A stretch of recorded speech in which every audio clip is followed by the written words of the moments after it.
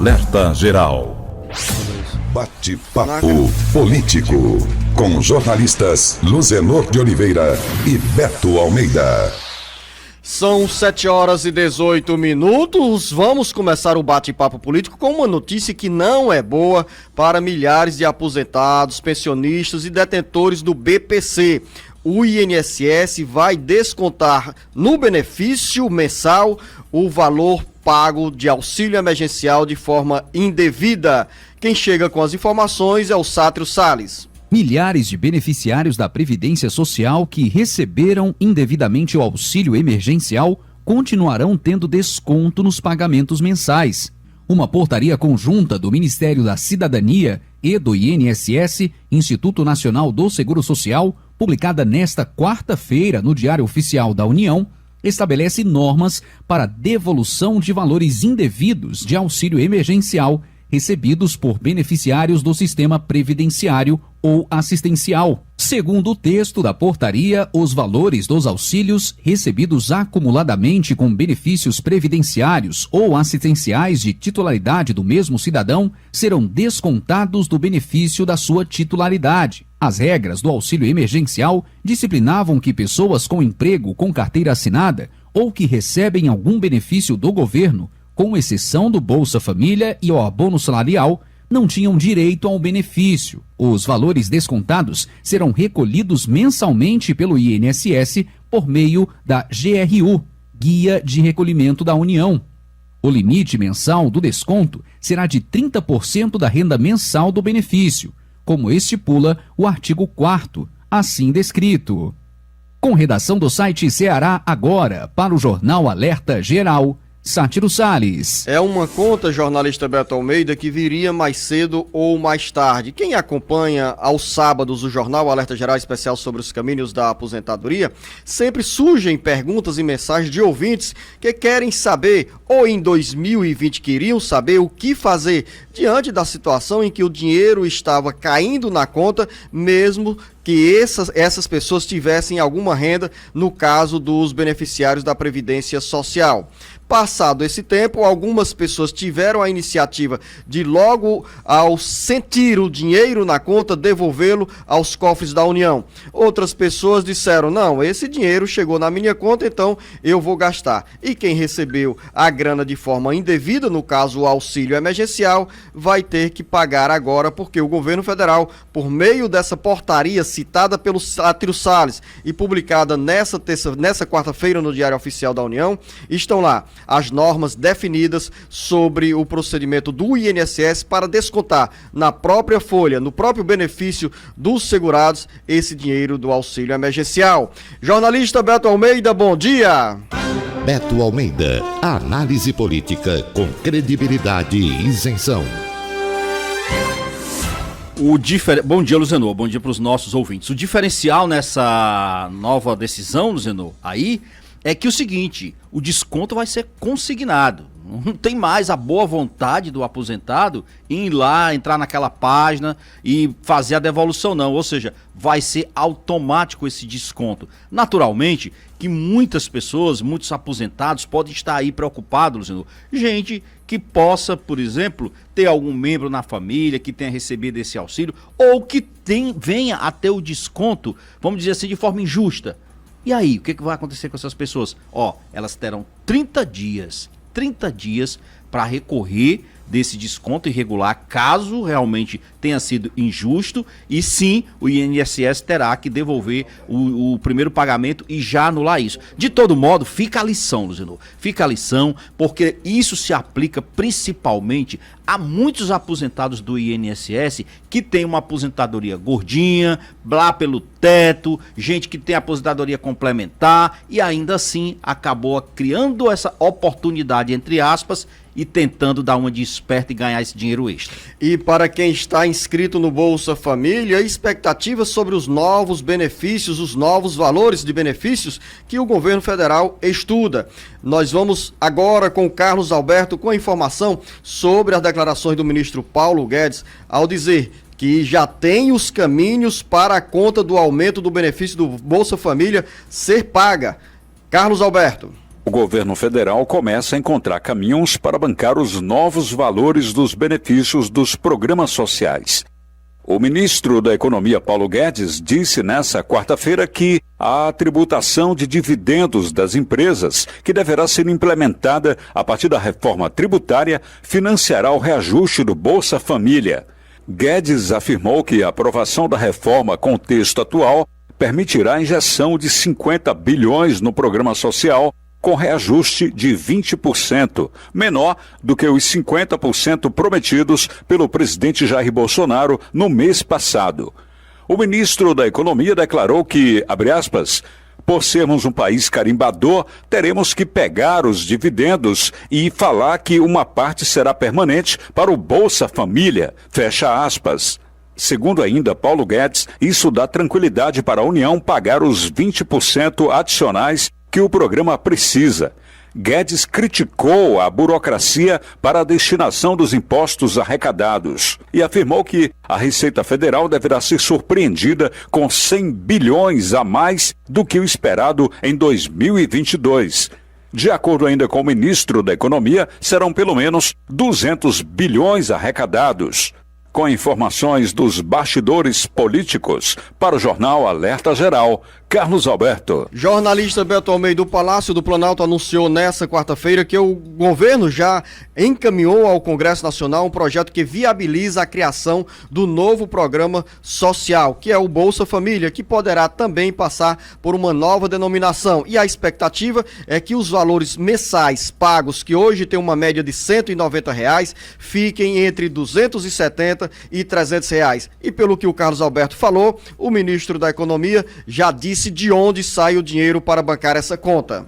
Exatamente, Zenô. E olha só, o programa passará por essa alteração por vários fatores, entre eles porque ele faz parte dessa plataforma eleitoral do presidente Bolsonaro para 2022. É por isso que, além de tudo, além das razões de ter um programa social de forma permanente, ele pretende não só aumentar o valor, como também dar um novo nome ao programa. Lembrando que o Bolsa Família, pelos cálculos da equipe econômica, vai custar em 2022 53 bilhões de reais. E quando o Carlos Alberto fala aí nessa nova proposta da compensação financeira e casa com a sua informação de que o governo está enviando ao Congresso Nacional, já enviou, Beto. Já enviou esse projeto que viabiliza o Bolsa Família, é porque a lei de responsabilidade fiscal, ela exige a criação de uma nova despesa permanente e que ela seja compensada também com uma receita que seja permanente. Então tem que fazer essa adaptação. Por isso que a equipe econômica disse que está usando a taxação de dividendos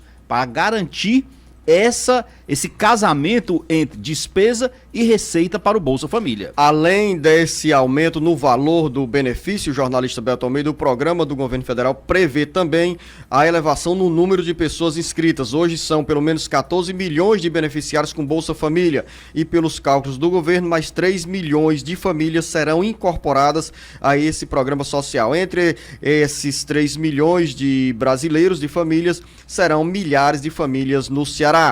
Vamos aos bastidores da Assembleia Legislativa. Hoje tem votação sobre o projeto que cria o programa de incentivo à criação de novos empregos. O Carlos Alberto volta com essa informação. Jornalista Beto Almeida, antes do Carlos Alberto chegar com essa notícia, o governo do estado, o governador Camilo Santana, acaba de anunciar, acordando o cearense, que o estado recebe hoje mais um lote de vacinas, dessa vez da AstraZeneca. São 176.750 doses. A previsão de chegada, segundo o governador Camilo Santana, vai ser às 22 horas, de acordo com o Ministério da Saúde. Esse lote de vacinas chega ao Aeroporto Internacional Pinto Martins e será distribuído logo em seguida para os municípios da região metropolitana de Fortaleza e também para o interior do estado. Segundo ainda o governador Camilo Santana, aguardamos para esta semana a chegada de outros imunizantes para a sequência da vacinação do cearense. Enquanto isso, diz Camilo Santana, continuam na luta para a aquisição direta de mais vacinas pelo estado para acelerar cada vez mais a vacinação em todo o Ceará. A vacinação está caminhando e está em um ritmo que ainda não está dentro da expectativa das autoridades de saúde e também da população, mas um sinal aí bom, Beto, a imunização está andando. Andando, e Luzenor, a gente já começa a perceber, por exemplo, uns efeitos positivos nesse resultado, nessa campanha de vacinação. A gente já tem hoje um número reduzido, por exemplo, Luzenor, de pacientes aguardando por leitos, a gente já tem um número reduzido de novos casos, de incidências da doença, de pessoas que estão em busca, por exemplo, por leitos de UTI. Isso, claro, é um reflexo do trabalho, do esforço que tem sido feito para a campanha, para a vacinação mesmo. E aí, lembre-se que ainda falta aquela vacina russa chegar.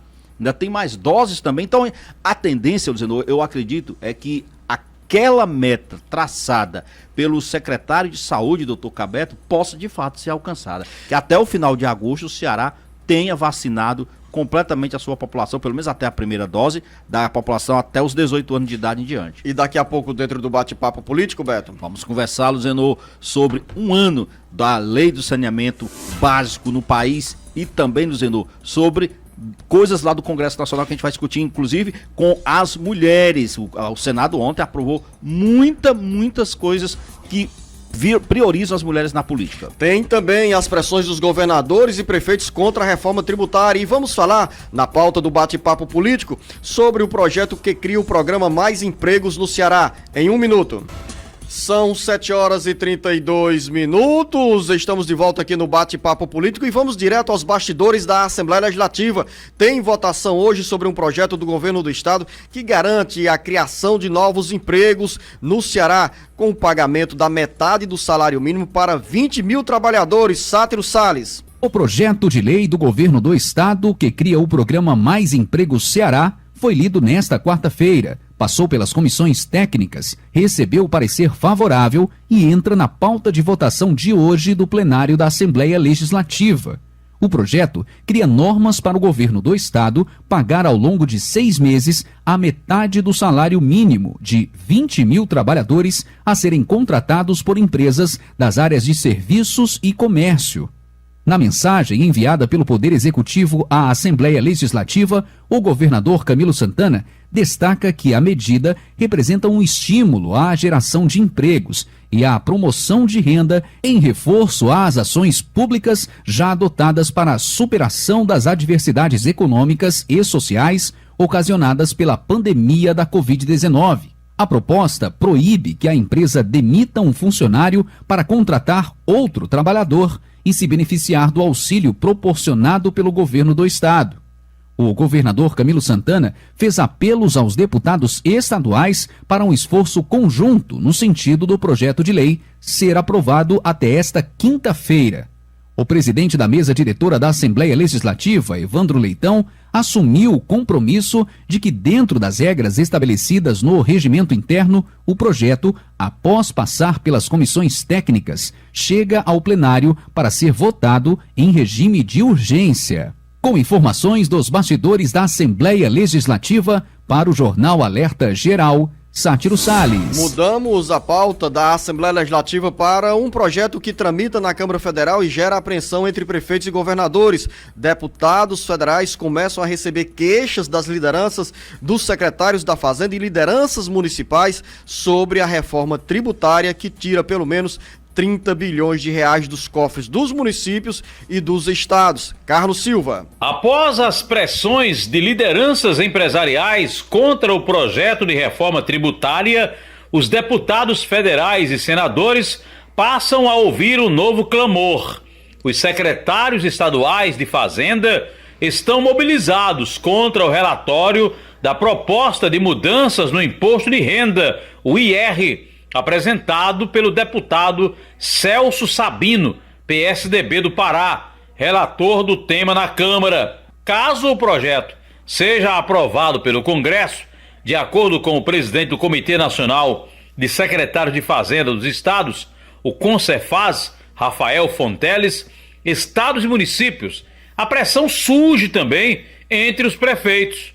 A Confederação Nacional dos Municípios, a CNM, alertou por meio de nota que o relator exagerou na dose e se desvirtuou dos objetivos diante do clamor da sociedade pela redução da carga tributária. Com o descontentamento entre governadores e prefeitos, as lideranças municipais acionam os deputados federais contra a aprovação do texto pela Câmara dos Deputados. Os restantes dos governos estaduais e municipais argumentam que as mudanças propostas reduzirão o montante a ser dividido entre estados e municípios pelos fundos de participação. Com informações dos bastidores políticos, para o jornal Alerta Geral, Carlos Silva. Ao longo do dia dessa quarta-feira, jornalista Beto Almeida, da CNM, Confederação Nacional dos Municípios, publicou uma nota para dizer que as mudanças no imposto de renda são prejudiciais às cidades brasileiras e, pelos cálculos da CNN, serão pelo menos 13 bilhões de reais de redução de receitas no FPM, Fundo de Participação dos Municípios, uma vez que a composição do FPM, que é uma transferência constitucional para os municípios, tem também na composição o imposto de renda. Olha, Luciano, é lógico que é compreensível a preocupação dos estados, dos municípios com essa questão da reforma tributária, porque nenhum ente federativo quer perder, logicamente, a arrecadação de receita. E isso preocupa, não tenha dúvida. Agora, sabe o que eu acho, às vezes, nessa questão da discussão da reforma tributária, Luciano? É que falta mais pulso e decisão do governo e também dos congressistas em levar a sério essa reforma. Antes, a gente falando sobre esse tema, e eu vendo, por exemplo, que o presidente americano, o democrata Joe Biden, Luciano, em menos de 3 meses que ele assumiu o governo, ele avançou no plano lá americano de tratar o aumento de impostos cobrados de grandes empresas, dos mais ricos. E no Brasil, essa discussão continua travada. Então, a grande questão, o próprio ministro Paulo Guedes disse, olha, acertou no foco, mas errou no método, na forma. Na dose. Porque ele diz o seguinte, que ele quer mirar exatamente o que? Os 20 mil que ele falou que são os super ricos do Brasil. Ele está correto no discurso? Corretíssimo. Difícil é ver isso colocado em prática. Porque quando a gente pensa em reforma tributária, por exemplo, Luciano, a gente sempre coloca, de um lado, uma parcela considerável da população que não tem como fugir, porque paga na fonte do trabalhador, por exemplo, dizendo, eu estou falando trabalhador, o assalariado, se você tem carteira assinada, se você depende de emprego, você é um trabalhador. Você pode receber 30, 40 mil mês, não tem problema. A sua dedução do imposto de renda já é na fonte. Já os grandes, os supermilionários, esses não. Esses têm 1000 maneiras e 1000 artifícios de fugir do pagamento do imposto de renda. Proporcionalmente, ele acaba pagando menos do que o pobre. Então, é essa dicotomia, é essa polêmica instalada que existe em torno da tão difícil reforma tributária. Eu me entendo, desde que eu comecei no jornalismo, Zeno, que eu escuto escutar o seguinte. Já faz tempo, né? Faz tempo, eu concordo que faz tempo. Tem pelo menos umas 3 décadas. Ixi, já tem tudo isso? Tem. De lá para cá, o Brasil precisa de reformas estruturais. Quais são as mais importantes reformas estruturais? Reforma política, reforma tributária. E aí, Luzenu, a gente até hoje... Reforma eleitoral. E reforma eleitoral. A gente não avançou em nenhuma direito. Que é o nosso tema agora, da reforma tributária para a reforma eleitoral. PEC do voto impresso tem votação adiada mais uma vez na Comissão Especial da Câmara Federal. Paralela a esse adiamento, defensores da proposta e aliados do Palácio do Planalto convocam um ato nas ruas para o dia 1º de agosto. Carlos Alberto. Simultâneo ao debate na Câmara Federal, com ambiente adverso à mudança no sistema eletrônico de votação, os aliados do presidente Jair Bolsonaro começaram a se mobilizar para no dia 1º de agosto irem às ruas em defesa da implantação do voto impresso no Brasil. Uma PEC, proposta de emenda à Constituição, que tramita na Câmara Federal, encontra fortes resistências. E nos últimos 30 dias, 11 partidos decidiram formar uma frente contra a instituição do voto impresso. Uma bandeira levantada pelo presidente Bolsonaro como base para dar mais segurança ao sistema eletrônico de votação. Defensores da urna eletrônica, entre eles os ministros do Tribunal Superior Eleitoral, TSE, defendem que o atual sistema é seguro e nos últimos 25 anos de uso da urna eletrônica não foi constatada nenhum indício de fraude. Com informações dos bastidores políticos, Para o Jornal Alerta Geral, Carlos Alberto. A reforma eleitoral ou a proposta de reforma eleitoral, o jornalista Beto Almeida, tramita, mas não se resume ao voto impresso. Nós tivemos nessa quarta-feira a aprovação de muitas normas que beneficiam as mulheres que precisam ser estimuladas ainda mais a entrar na política. Mas antes dessa questão sobre o Senado, eu quero continuar falando com você sobre o voto impresso. Mais uma vez, encontrar um nó e a reforma eleitoral nessa parte do voto impresso, que tramita em uma comissão especial da Câmara dos Deputados, foi adiada mais uma vez. E a justificativa dessa vez, Luciano, é a seguinte: hoje, o presidente do Congresso Nacional convocou o Legislativo, ou seja, as duas casas, a Câmara e o Senado, para votar a LDO, a Lei de Diretrizes Orçamentárias. Com o Congresso funcionando, não há como funcionar em paralelo comissões técnicas, comissões especiais, que é o caso dessa PEC, que cuida dessa questão do voto impresso. Esse é o motivo alegado. Qual é a outra razão forte para ela ter sido adiada? Não tem consenso. Não há consenso. O defensor da matéria, o presidente Bolsonaro, por exemplo, ele não tem hoje um consenso, nem mesmo entre a própria base aliada dele, entre os próprios partidos que lhe dão sustentação. Há uma resistência imensa à questão do voto impresso dentro do próprio Tribunal Superior Eleitoral. O resultado disso é o seguinte: a proposta não será mais votada agora em julho, vem o recesso, ela só volta em agosto e ainda tem uma pressão. Tem que ser aprovada até o final de outubro, se quiser que essa medida, na realidade, tenha validade para as eleições do ano que vem. Mas você... Ou seja, Beto Almeida, em termos de mudança no sistema eletrônico de votação, nós não teremos essa alteração para 2022. Além da indisposição entre aliados do presidente Jair Bolsonaro e também de outro segmento de parlamentares, o voto não encontra, a proposta de voto impresso não encontra, nesse momento, apoio suficiente para passar como legislação para as eleições de 2022. Agora tem uma coisa boa nesse debate sobre reforma eleitoral. Outras. O Senado avançou com novas regras para fortalecer a participação das mulheres na política e aprovou nesta quarta-feira substitutivo à proposta de emenda à Constituição para estabelecer que em 30% no mínimo o volume de recursos do fundo eleitoral para candidaturas femininas. O texto determina ainda, jornalista Beto Almeida, que 30% do tempo da propaganda gratuita no rádio e na televisão seja distribuído entre as mulheres candidatas, de acordo com a proposta, tanto no caso da repartição dos recursos quanto no tempo da mídia. O processo deverá seguir critérios definidos pelas instâncias de direção partidária e normas estatutárias, considerada ainda a autonomia e também o interesse de cada sigla. É uma boa notícia, ainda não é uma legislação definitiva, porque é uma PEC que passou em primeiro turno pelo Senado, vai à Câmara Federal até ser promulgada. Você sabe qual é o lado que eu achei interessante nessa proposta que está discutindo aí, a valorização das mulheres e o incentivo das mulheres na política? É porque como é que é hoje, Luciano? Hoje tem os 30% que se destina não só no número de vagas que os partidos têm que apresentar, mas também no percentual do fundo partidário e eleitoral. Qual é a mudança sutil, mas muito importante que está sendo colocada? É que esse valor, agora vai ser calculado o valor do recurso, por exemplo, pela quantidade de votos que as mulheres tiraram. Vamos supor, uma mulher tira 100 mil votos numa candidatura dela a deputada federal, Luciano, ela vai ser duplicada os votos dela, duplicada para contagem do efeito da divisão do bolo de recursos do fundo partidário. Sabe por quê? Porque aí a ideia é acabar com aquela história de colocar a mulher apenas para cumprir tabela, para ser apenas laranja. Aí eles vão em busca realmente de mulheres